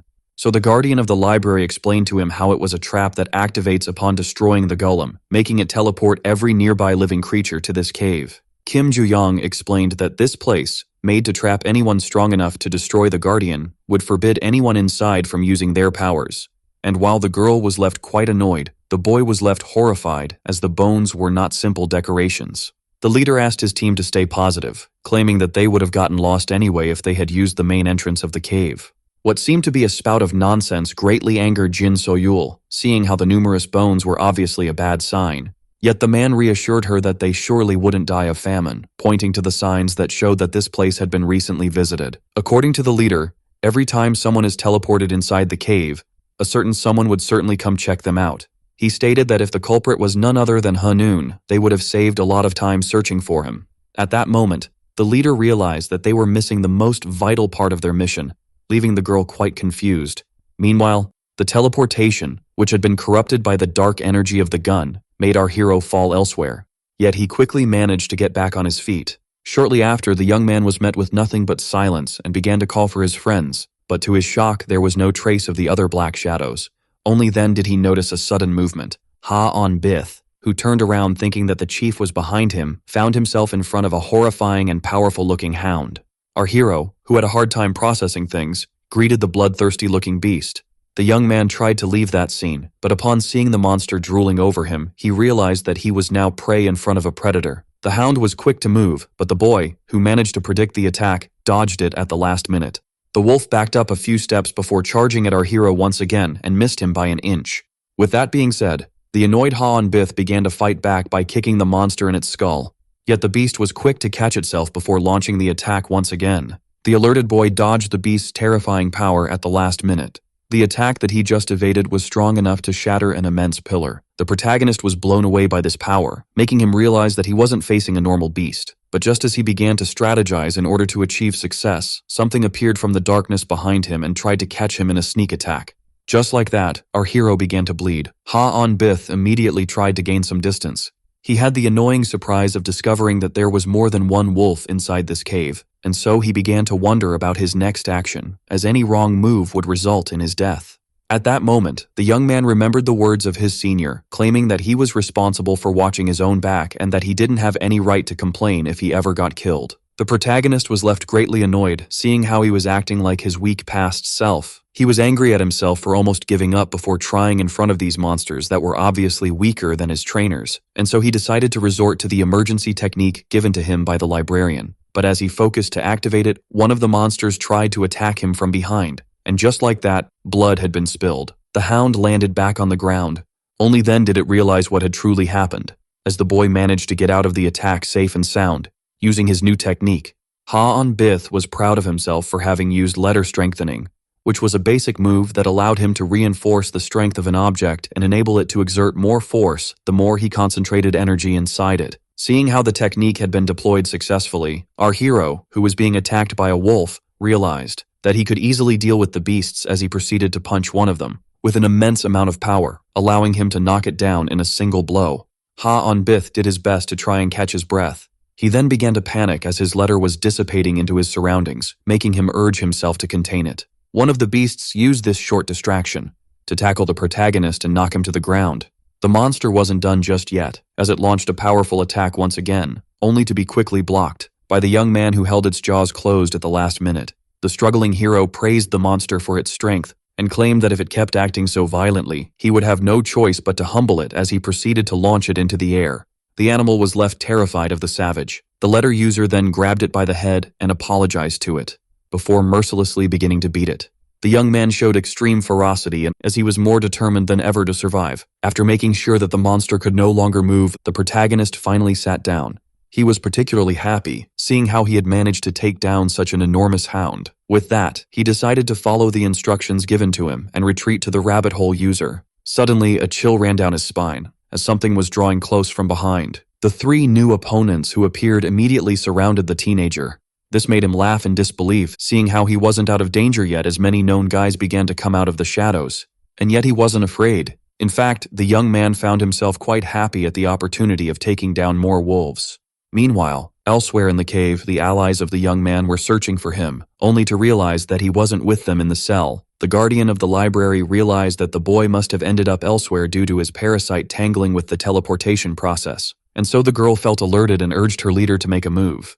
Yet the man affirmed to her that Hun-Noon wouldn't agree to help them, seeing how they would be intruders who would have destroyed the inside of his cave. Jin So-yul screamed that the safety of the protagonist was more important than property damage, only for the leader to remind her that they couldn't afford to lose the shield, claiming that despite how difficult the task was, they needed to complete it and gather that acquired in or risk messing the entire operation up. According to the boss, their new recruit should be able to defend himself, and then they should also try to fulfill their part of the job. Suddenly, someone began to approach the cave. This certain someone was particularly angry and in a hurry. The man was frustrated by the fact that his location had been discovered, kicked the bars in anger while urging his prisoners to fall back as it was going to fall on them. Only then did he notice something odd. The man pointing the rifle at our heroes was none other than the warden. Noon noticed that one of the intruders was missing. With that, he angrily screamed at them, demanding answers and threatening to leave them trapped alone in this cell. The leader immediately recognized the warden as the one they had been searching for. Seeing how the one on his guard seemed to be freezing, he offered him his coat in order to keep him warm. When suddenly holes appeared in the cloth, the man who shot the coat urged his prisoners to reveal the location of their ally. While there, he began to grieve his expensive coat. The man then explained to the master how they got separated from the protagonist during the teleportation. Upon hearing this, Hun-Noon angrily claimed that the man was lying, as he had counted 5 people appearing in the cell, which left the strong one quite intrigued. Jin So-yul explained to the gunholder that they came here in order to ask for his help, thus they had no reason to hide the truth and even proposed using a lie detector. The librarian revealed to Hun-Noon how their friend was the host of the Dead Star and that they failed to contain it, which is why his services were needed. Yet when asked for help, the man burst out laughing, claiming that a certain group of people were out of their minds and too stubborn. The meteor user tried to affirm that they weren't from the people the man speaks of, yet wasn't believed. Hun-Noon affirmed to his prisoners that letting one of them escape would be pointless as this dangerous cave was under his control. Firm that the wolves known as Mu-Chi were ferocious, and that a certain demise awaited their comrade who was trying his best to move across the monsters. Finally, one of these managed to drag the protagonist with him. Our hero, who was suddenly overwhelmed, firmly grabbed the fang of the monster before taking it out and stabbing it with it in order to survive. Ha-on-Bith repeated the violent actions many times as he deeply desired to escape this place alive. Now covered in blood, he tried his best to retake his breath. Upon seeing the brutal massacres, the beast slowly began to back down. This greatly pleased Ha-on-Bith, as he was in desperate need of a break. Ha-on-Bith began to wonder how deep he was in the cave. He then theorized that the deepest part of the caves was the coldest, meaning that he was getting closer. After a few steps, amazement appeared on his face as he found himself in front of a breathtaking view. Ha-on-Bith rushed to check it out. The boy began to wonder if the lake he was standing on had frozen recently, thinking that he was at the center of the cave. This left him greatly pleased, as picking the right way would allow him to find an escape. Thus, he decided to take the shortest path. Yet while running to what seemed to be freedom, the ice suddenly began to crack. Our hero felt alerted as something enormous emerged from the frozen lake. The curious one turned around only to find a tall pillar of ice standing behind him. The ice structure then began to move and suddenly opened its mouth. Just like that, the colossal monster of ice emerged with a fierce roar. Our hero was now left in a tough situation as he found himself about to face a giant. The one who faced the stone golem found himself annoyed by the fact that he had to face his frozen counterpart. The monster suddenly disappeared. Our hero managed to evade the sneak attack at the last second.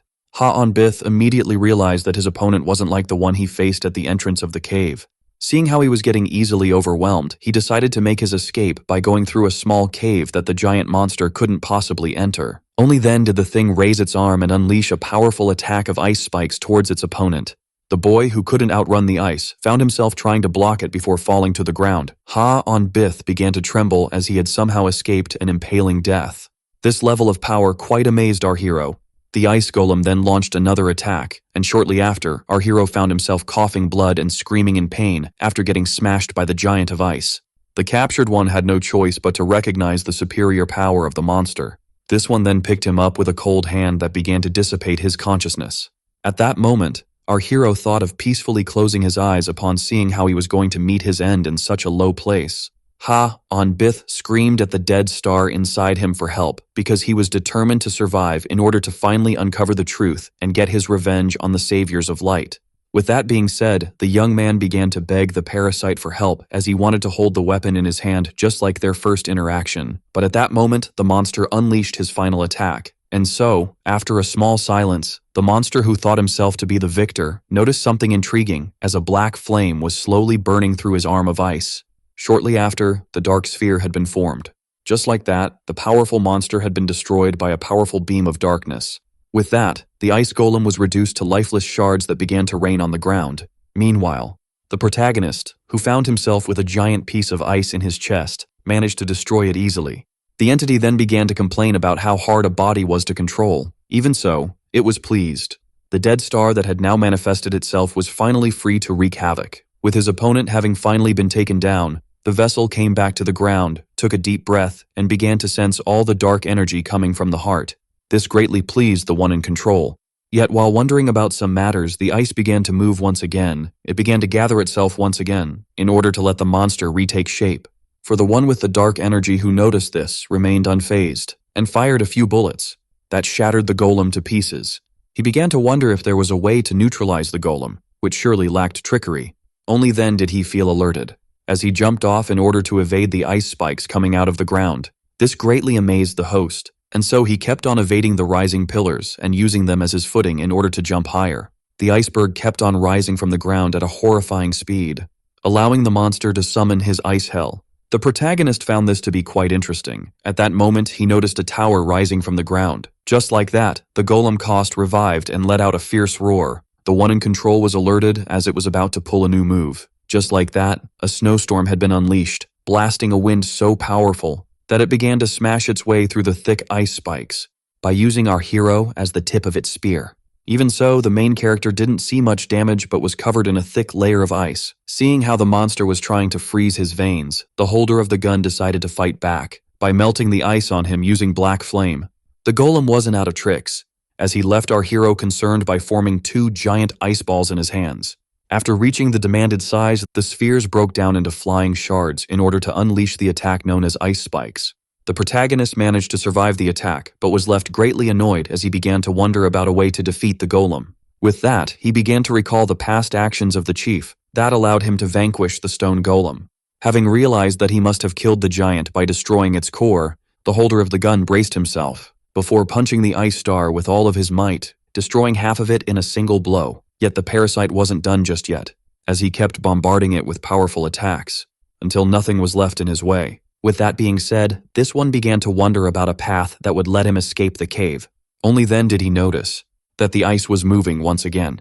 This left him particularly annoyed as, despite his efforts, the terrifying ice golem was still alive. The creature then started up a powerful breath, making our hero realize that he was now in a tough situation. The monster then unleashed his powerful beam, that the holder of the dead star managed to dodge at the last second. And so, while trying to evade the attacks, he began to wonder about the reason behind the monster surviving, only to be caught by a giant hand of ice and be quickly slammed into the ground. The protagonist was then left alerted as many giant hands were heading his way, and all attacked him at the same time. Yet from beneath the ice the black flame appeared once again, and incinerated everything nearby. After some thinking, the young man realized the solution to his problem, as the thing he labeled as a golem of ice was in fact the cave itself, and that its core must be concealed away, which is why it was able to come back so many times. The wielder of the dead star realized that he would have to locate the core present in the cave in order to finally terminate the golem, which he found to be an easy task. He immediately theorized that such a precious item would have been hidden in the least dangerous place in the entire cave. As he watched the powerful beams form themselves, the host formulated his plan, easily jumped out of harm's way before preparing a beam of his own, and fired it towards the safe location, which turned out to be the bottom of the frozen lake. Just like that, the thick layers of ice were shattered by the ray of dark energy. With that being said, the true core of the monster was finally visible. This greatly pleased our hero. Yet the monster wasn't about to give up just yet, as it desperately launched its ice spikes towards the one who uncovered its weakness. The host pointed out how frustrated the monster must be, and affirmed to him that he was already doomed, before unleashing the final attack. That incinerated the core. The final flash was so strong that the cave itself began to tremble. All noticed this disturbance. All, including the owner of the cave. At first, the coding master thought that this was a natural phenomenon, only to quickly realize that it was something much more horrifying at work. As everything kept on shaking, the man rushed to gather his stuff. He was annoyed, thinking that he was under attack, and as he grabbed a pair of keys involved to reach a certain location, he suddenly felt something lurking behind his back. Just like that, the master found himself facing the presence of a weird-looking blob. That left him quite confused and shocked.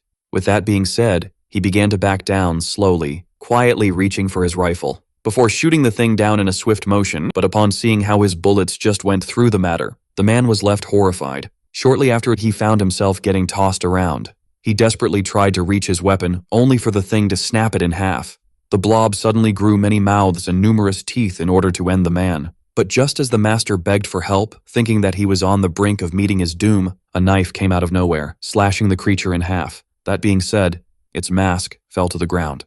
The rescuer finally understood what the coding master meant back then, as it turned out that this creature was teleported into the cell with his team. The leader of the Dark Shadows also realized that their talk about their missing ally didn't do them any favors. The man was astonished to see the prisoner out of his cell, so he informed him of a weak spot within the prison that they exploited, as it was easier to use inner energy there. He pointed out that it was the same weak spot that allowed the shapeshifter to escape the cell. The leader, who recognized the skills of the thing, asked him about the method he had used to escape the prison without anyone noticing, and so he proposed a truce for the time being, as it was for the good of all. Yet the response of the blob came out as a powerful attack in the form of dark creatures.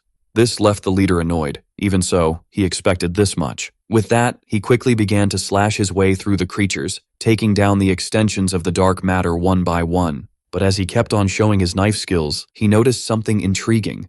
His opponent had created many mouths full of teeth that he launched at him quickly and simultaneously. With that being said, the man adjusted his grip on the knife, braced himself before unleashing a tempest of cuts that allowed him to remain unharmed. The thing then began to form hounds from its black matter, and all attacked the strong one from all directions. But the chief was quick on his feet and managed to kill them all, one by one. At that moment, the masked creature charged at the man by itself. The one who noticed this immediately countered, landing a clean cut on the black goo. The one with the mask was now startled as it felt its opponent suddenly appearing behind it, and just like that, the mask had been destroyed, making the blob fall to the ground.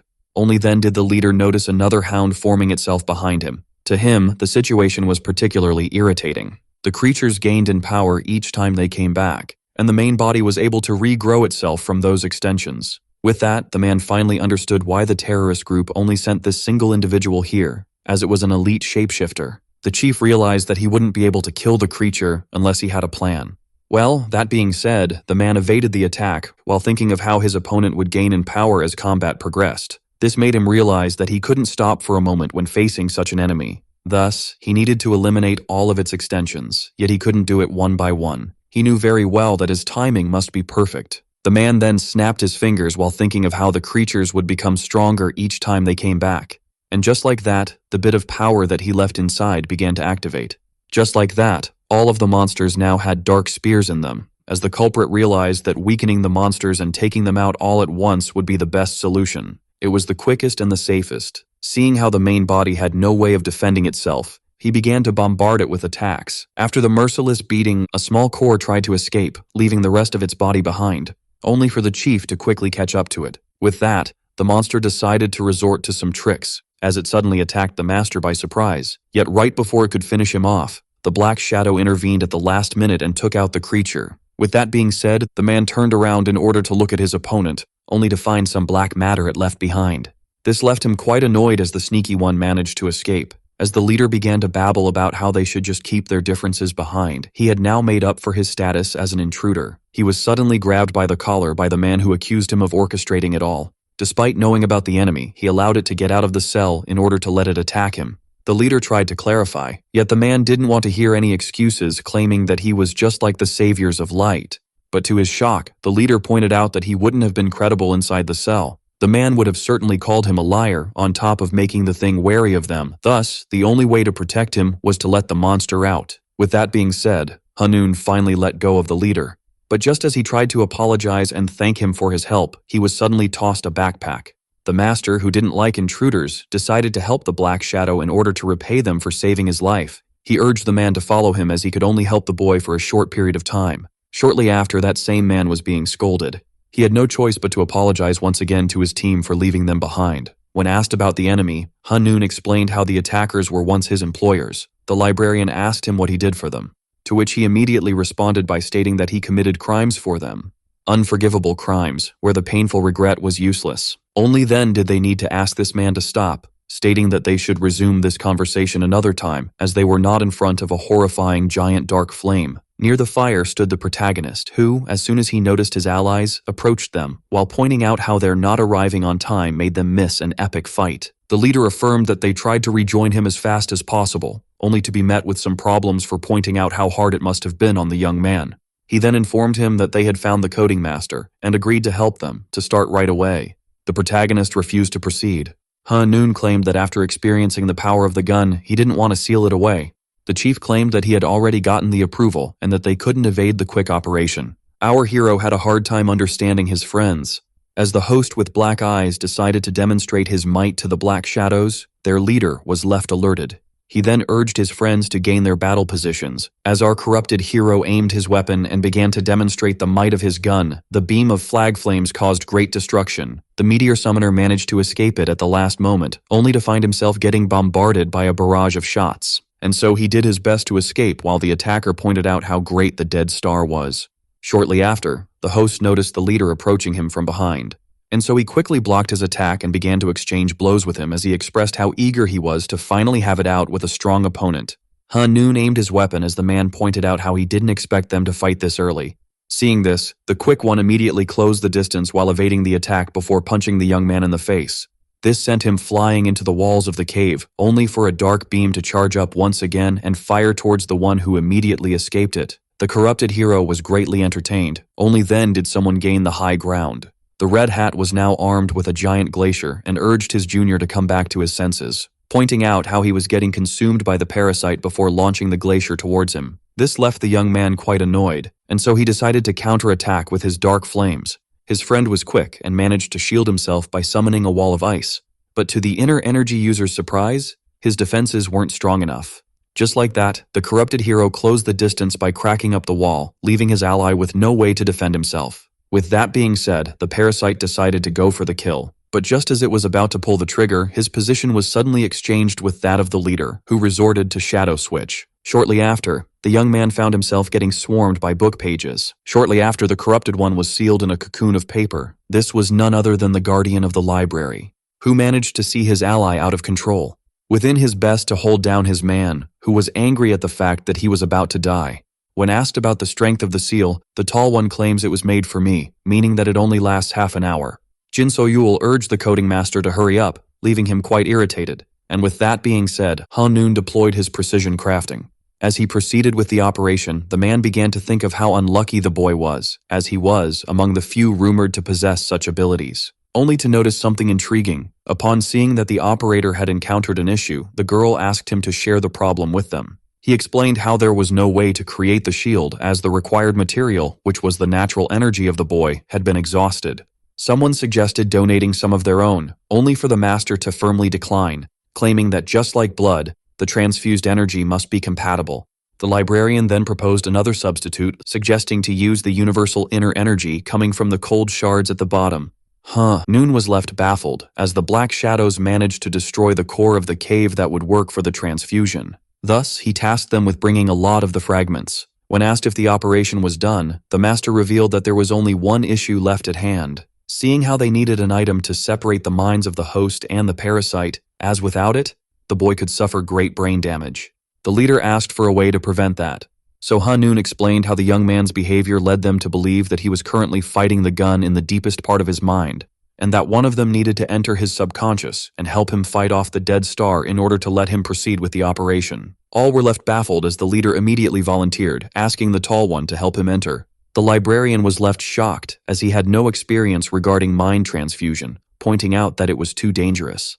The girl agreed, stating that either she or the other subordinates should take on this risky task, only for the strong one to claim that he had to be the one to do it. Seeing how he needed to maintain the unbelievable promise that he made to our hero to have him survive, and that he needed to help him for the trust he had shown. And with that, he asked for help with the preparations once again, as he was determined to put his life on the line in order to save Ha-on-bith. Despite the situation not being tense, as it was now in the hands of the leader, the librarian needed to hurry, as the mind transfer should be done and completed before the heart gets shielded, meaning that they needed to free the protagonist before everything becomes frozen. Just like that, the strong one found himself in a distorted location that he immediately recognized as the subconscious of the boy.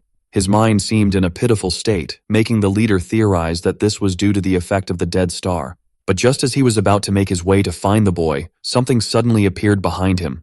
The giant monster then proceeded to attack the man, who simply summoned his weapon before quickly dicing the creature that was left as a pile of shredded flesh. The leader, who realized that these creatures were the fruit of the dead star, pointed out how weak they were and how easy they were to kill, when suddenly the hand he just got off began to move, and just like that the man found himself getting attacked from all directions by horrifying monsters, making him realize that he had spoken too hastily. The chief then began to pray for the boy to last until he arrived. Meanwhile, our hero had to deal with his fair share of trouble as well. Seeing how one of the monsters was about to attack, he quickly moved out of the way in order to avoid a devastating claw. Our hero then used the second hit to launch himself into the ceiling. Ha-on-bith then began to concentrate his energy into his fist before unleashing a devastating attack. With the two monsters down, the young man desperately tried to regain his breath, only to notice something alarming as more of the creatures were beginning to spawn. Upon seeing this, Ha-on-bith was left confused, as slaying one of the beasts would usually be enough for him to wake up and end the nightmare. Pain was coursing through his entire body, but despite the hardships, he decided to keep on fighting in order to survive and escape. When suddenly someone asked him about his desire to go out, claiming that there was nothing for him there, the entity suggested to spend time together and have fun. Our hero immediately recognized it as the parasite inside his heart. That star proposed to destroy some cities of the young man's choosing, claiming that it would be fun, only for the protagonist to claim that he wasn't fond of destruction and that he needed to escape. It then reminded him of the bully who harassed him every day and took his anger out on him for no reason, proposing to terminate him and the rest of the harassers while his host peacefully enjoys the butchery. Ha-on-bith claimed that the parasite was just talking nonsense and threatened to take his life if he didn't let him escape. This greatly saddened the entity. It then began to act as if trying to show no hostility. The one it just slammed onto the ceiling was being hurtful. According to the dead star, the both of them were the same person, and yet his other half wanted to take his life. Thus it angrily dared him to do so before throwing him away. The boy quickly held on to something, allowing him to escape a lethal fall, but due to the exhaustion and the injuries, he had a hard time holding on. The gun then pointed out how its host was in pain and how he only had to make peace with it for it to stop the torment. But the hero boldly claimed that the training he endured here was much more hellish, earning him another slam onto the wall. The dead star urged this one to stop being irritating and act all high and mighty, seeing how he was but a nobody in the outside world as it kept on torturing him. The entity was particularly annoyed by the fact that its host couldn't comprehend the truth. Ha-on-Bith pointed out how low the parasite must think of him, seeing how he had the same mindset about himself until recently, and seeing how everyone treated him with pity and tried to help him, he couldn't help but see himself as more than a pot of uselessness. Yet after going through a hellish training with individuals that didn't consider him pathetic and helpless, the boy realized the error in his ways. With that being said, our hero began to channel his energy and claimed that others' opinions don't determine his reality. And with that being said, he reinforced himself with inner energy, channeling all of his power into one fist, before punching the entity and claiming that at his best, he could achieve something like the rest. At first, the attack seemed effective, only for the creature to change forms and brutally stomp the hero into the ground, marking the little strength he obtained from training. According to the entity, the skills of its host were limited and that he only had to accept him in order to escape his misery. But the boy claimed that such matters became trivial, as he would keep on fighting regardless of his weakness after realizing that his persistence would surely allow him to achieve something.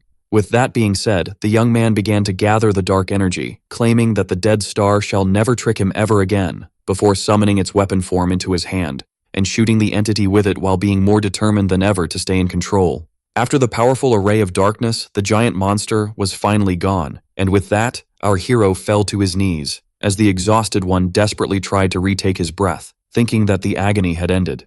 He began to look for a way out, only to be suddenly grabbed by numerous white hands coming from the ground.